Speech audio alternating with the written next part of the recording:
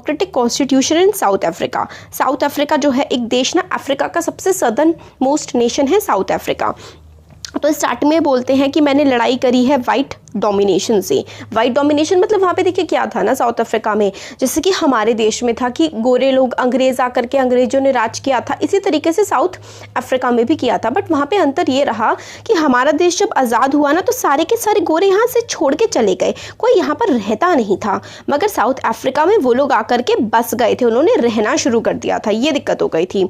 तो ये Nelson Mandela लिखते हैं कि मैंने लड़ाई करी है वाइट डोमिनेशन से, जो वाइट आधिपत्य था, और मैंने लड़ाई करी है फॉट अगेंस्ट ब्लैक डोमिनेशन, मैंने ब्लैक डोमिनेशन के खिलाफ भी लड़ाई करी है, और मैंने मगर इस आइडियल को कभी नहीं छोड़ा। I have cherished the ideal of democratic and free society in which all persons live together in harmony and with equal opportunities। मगर मैंने इस भावना को, इस विचार को मैंने कभी नहीं छोड़ा कि हर कोई एक डेमोक्रेटिक सोसाइटी में, एक फ्री सोसाइटी में साथ में अच्छे तरीके से रह सकता है और उनको सबको बराबरी का अधिकार भी मिले।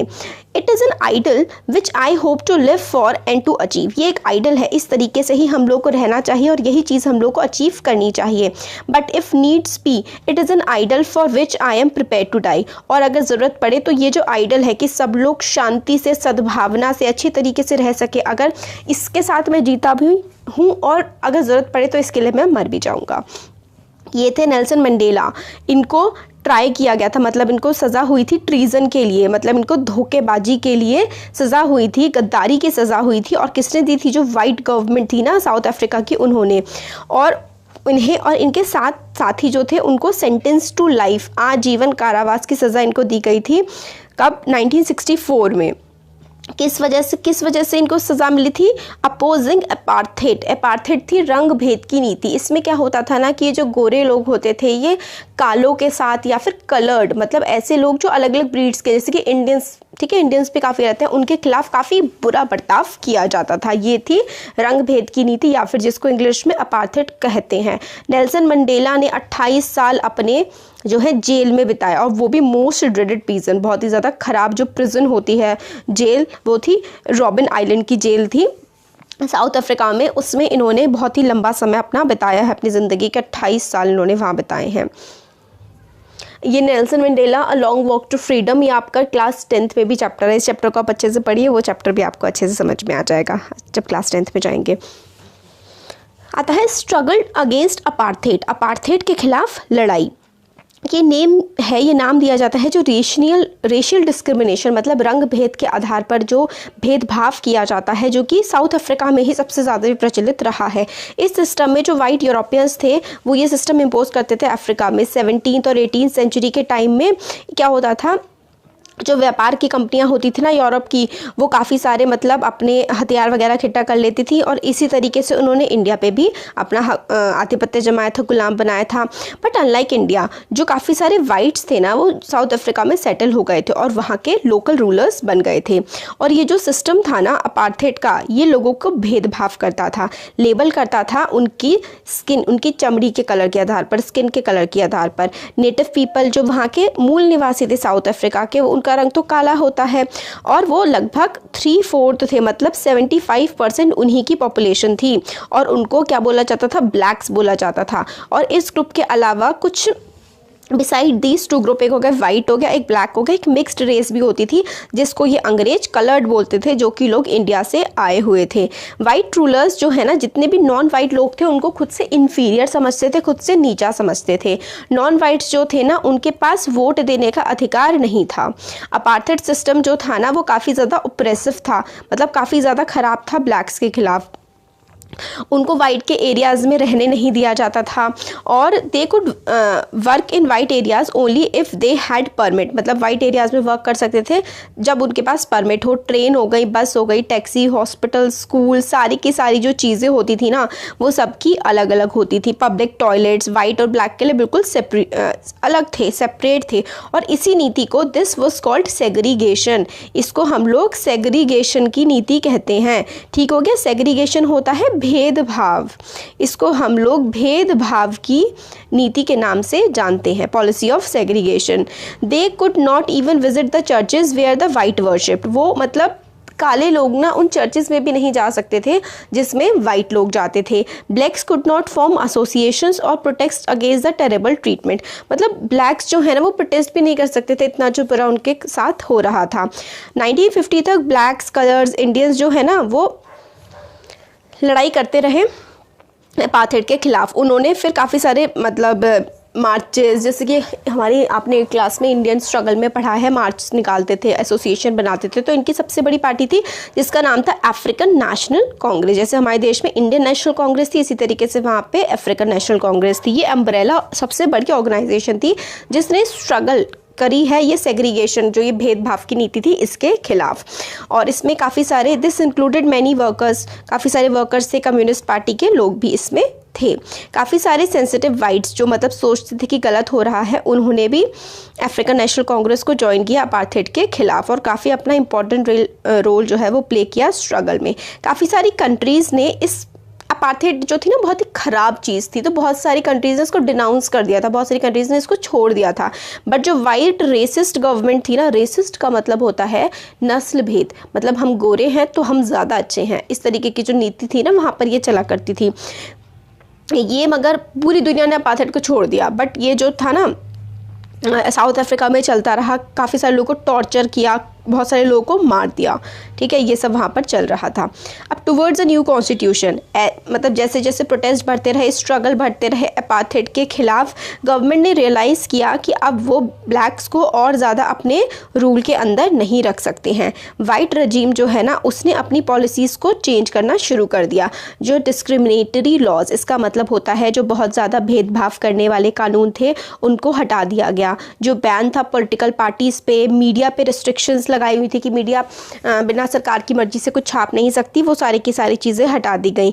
और लगभग 28 साल की जेल के बाद नेल्सन मंडेला को जेल से रिहा करा गया as a free man. Finally 26 April 1994 को क्या हुआ, नया मल्टीनेशनल फ्लैग ऑफ नया जो है फ्लैग बनाया गया, किसका, रिपब्लिक ऑफ साउथ अफ्रीका का। मतलब साउथ अफ्रीका एक रिपब्लिक, एक डेमोक्रेसी बन गई थी 24 अप्रैल 1994 को।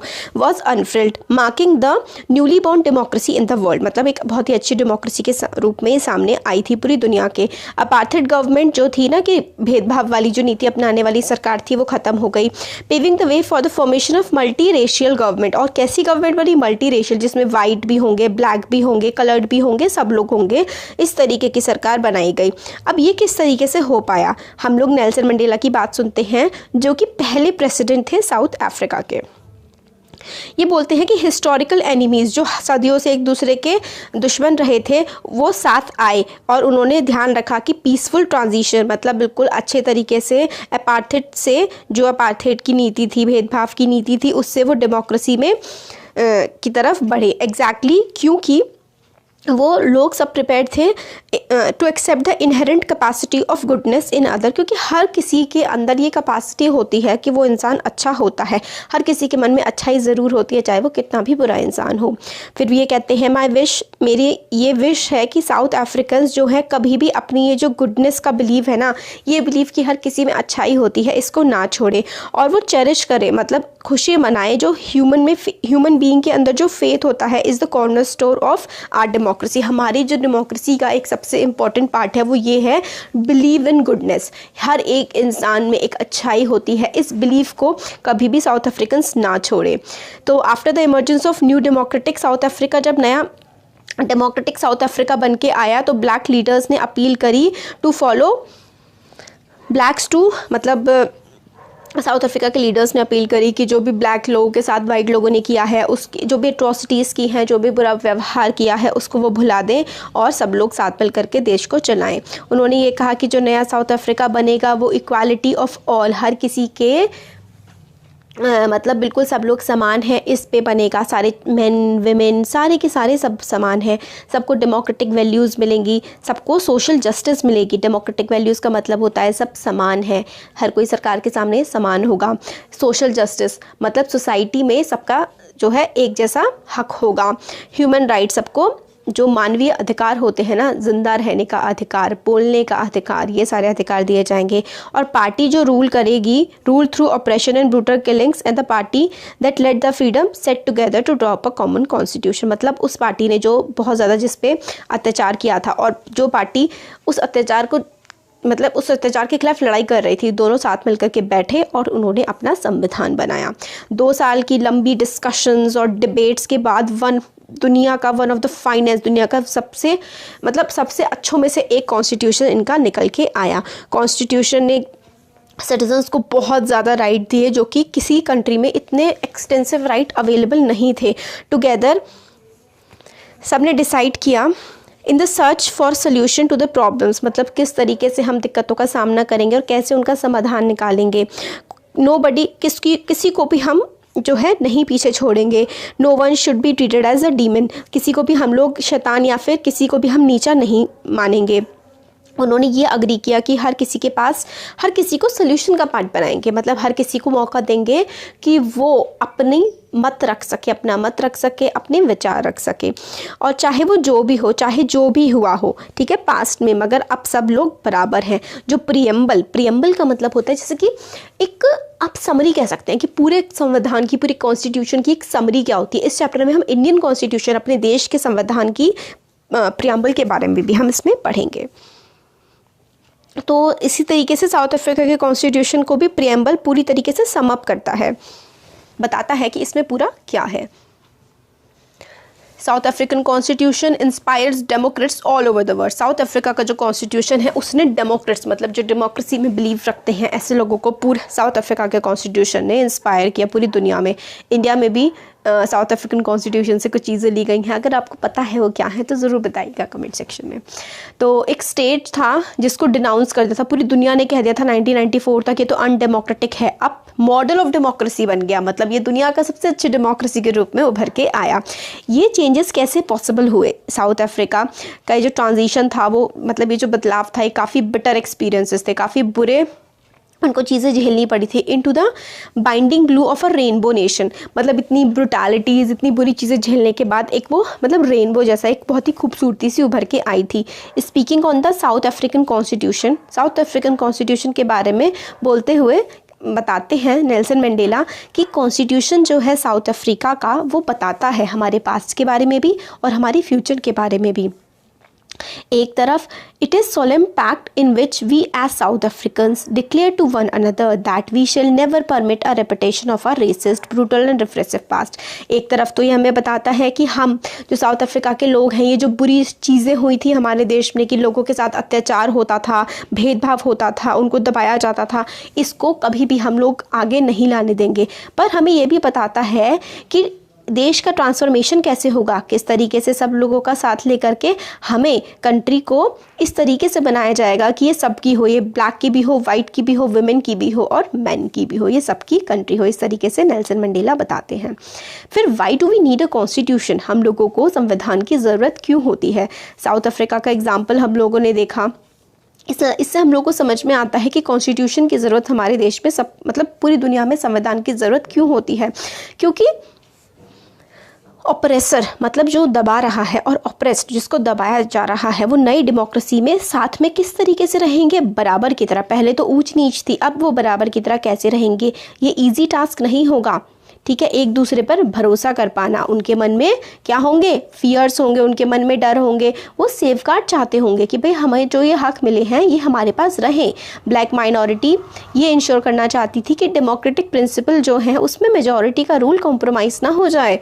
मतलब मेजॉरिटी मतलब ऐसा नहीं है कि जैसे कि भेदभाव की नीति थी अब मेजॉरिटी करने लगे माइनॉरिटी के साथ, या फिर वही भेदभाव की नीति वापस आ जाए, ये सब ना हो, इसलिए रूल्स लिखे गए कॉन्स्टिट्यूशन में।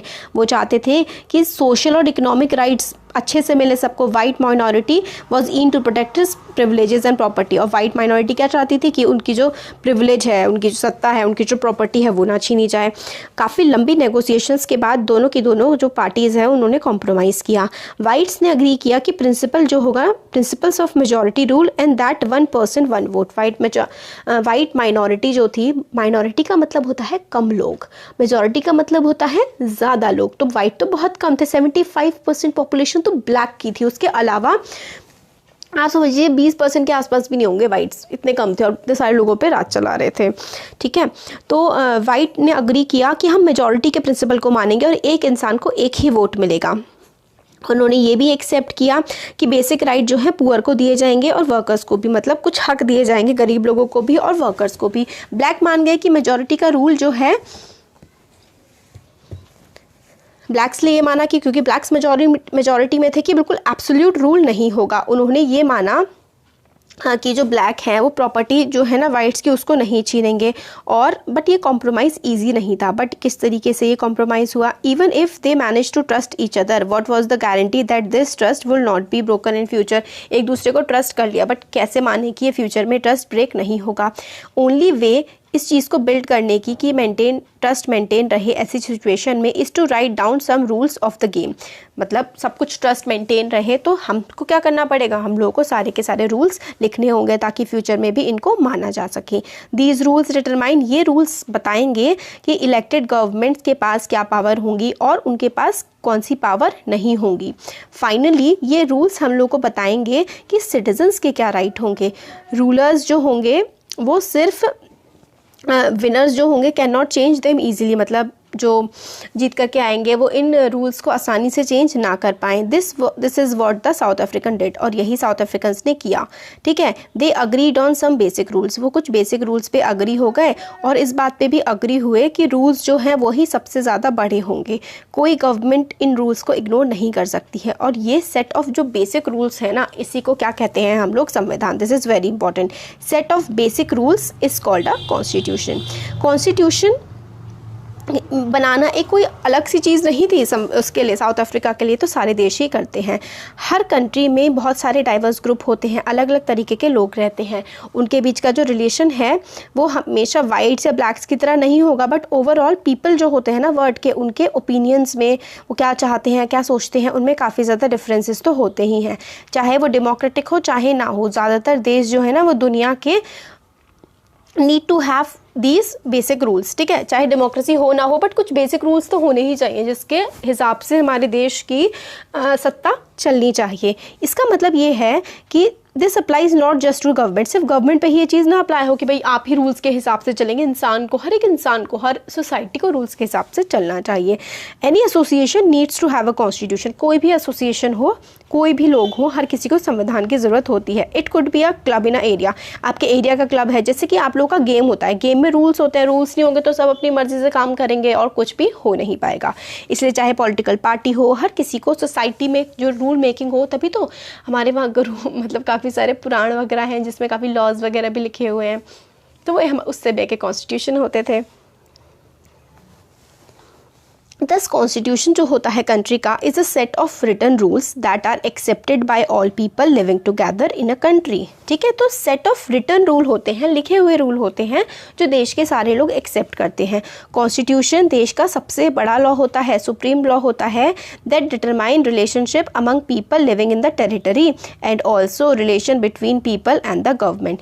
तो जो कॉन्स्टिट्यूशन में ना कुछ रूल्स लिखे हुए होते हैं जो उसमें रहने वाले लोग एक्सेप्ट करते हैं। कॉन्स्टिट्यूशन सबसे बड़ा लॉ होता है देश का, वो डिटरमाइन करता है रिलेशनशिप बिटवीन लोगों के बीच में जो उस देश में रह रहे होते हैं और गवर्नमेंट के बीच में। ठीक है, कॉन्स्टिट्यूशन काफ़ी सारे काम करता है। सबसे पहले ये जनरेट करता है ट्रस्ट, तो it generate a degree of trust and coordination that is necessary for different kind of people to live together. तो सबसे पहले सबसे इंपॉर्टेंट चीज़ है कॉन्स्टिट्यूशन क्या करता है, एक ट्रस्ट जनरेट करता है। ट्रस्ट जनरेट करता है इसलिए कि कोऑर्डिनेशन बन सके, इतना नेसेसरी कोऑर्डिनेशन बन सके लोगों के बीच में ताकि वो देश में थोड़ा ढंग से आराम से रह सकें। सेकेंड पॉइंट, ये स्पेसिफाई करता है कि जो गवर्नमेंट है वो किस तरीके से बनेगी और किसके पास पावर होगी डिसीजन लेने की। तो सबसे पहले कि लोगों के बीच में ट्रस्ट हो कि भाई लोग एक दूसरे पर विश्वास करें, लोग सरकार पर विश्वास करें। सबसे पहली चीज़ है कॉन्स्टिट्यूशन ये इंश्योर करता है। दूसरी चीज़ ये इंश्योर करता है कॉन्स्टिट्यूशन की पावर किसके पास होगी डिसीजंस को लेने की। तीसरी चीज़ ये बताता है कि पावर जो है ना लिमिट, ऐसा भाई सरकार को बिल्कुल अंधी पावर थोड़ी ना दे दी जाएंगी कि कुछ भी अपनी मर्जी से करे। तो ठीक है, ये थोड़ी सी सिटीजन्स को ज़्यादा पावर प्रोवाइड करता है और गवर्नमेंट की पावर पे थोड़ा सा लिमिट लगाता है। फोर्थ है एक्सप्रेस करता है एस्पिरेशंस कि भाई इस देश के लोग क्या चाहते हैं, इस देश के लोग किस तरीके की सोसाइटी चाहते हैं। ठीक है, तो ये 4 पॉइंट्स बहुत इंपॉर्टेंट है। डिग्री ऑफ ट्रस्ट इंश्योर करता है, ठीक है, और पावर किस तरीके से यूटिलाइज होगी वो बताता है, कुछ लिमिटेशंस भी लगाता है पावर पे गवर्नमेंट की, और सिटीजन्स को राइट प्रोवाइड करता है, और हमें बेसिक एस्पिरेशंस बताता है, इच्छाएं बताता है कि लोग इस देश के क्या चाहते हैं। सारी की सारी कंट्रीज़ जिनके पास कॉन्स्टिट्यूशन है वो ज़रूरी नहीं वो डेमोक्रेटिक हो, बट जितनी भी कंट्रीज़ डेमोक्रेसी हैं उनके पास संविधान ज़रूर होगा। इसका क्या मतलब है, मतलब आप कोई भी ऐसे तो जो मोनार्की होती है, राजा महाराजे का रूल होता है, उसमें भी कॉन्स्टिट्यूशन हो सकता है, बट ठीक है, तो कॉन्स्टिट्यूशन होने का मतलब ये नहीं होता कि वहाँ पे डेमोक्रेसी होगी, बट जहाँ पर डेमोक्रेसी होगी वहाँ पर संविधान का होना ज़रूरी है, वरना डेमोक्रेसी चलेगी कैसे जब तक हमारे पास कुछ सेट ऑफ बेसिक रूल्स नहीं होंगे। तो